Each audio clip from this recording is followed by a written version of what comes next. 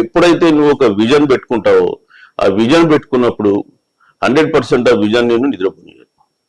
అంటే దానికి అనుకూలంగా కష్టపడి పనిచేసే వాతావరణం నువ్వే క్రియేట్ చేసుకుంటావు.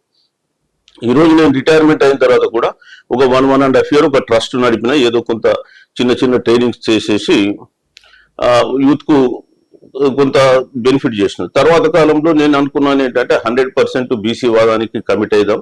ఎందుకంటే ఈ రోజు బీసీలను కూడా చైతన్యవంతపరిచి వాళ్ళని రాజ్యాధికార దిశ వైపు తీసుకెళ్లాల్సిన అవసరం ఉంది అనేటువంటి ఒక కర్తవ్యాన్ని గుర్తించాను. సో సమాజానికి తిరిగి నేను రీపే చేయాలనుకున్నాను. What ever society has given to buy have to repay it back to the society.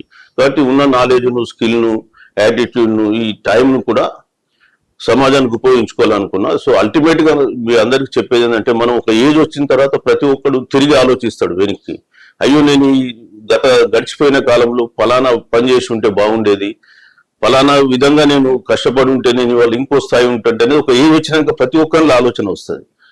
So నేనేం చెప్తానంటే యూత్ కు, ఎవరైనా అందరూ ఒక రోజు పోవాల్సిందే. సో అందుకే చనిపోయే ముందు డై ఎంప్టీ అంటారు. సో డై ఎంప్టీ అనేది ఉద్దేశం ఏంటంటే, మనలో కోరికలు, అయ్యో నేను ఇది అనుకున్న సాధించలేకపోయినా అనేటువంటి కోరికలు మనలో ఉండదు.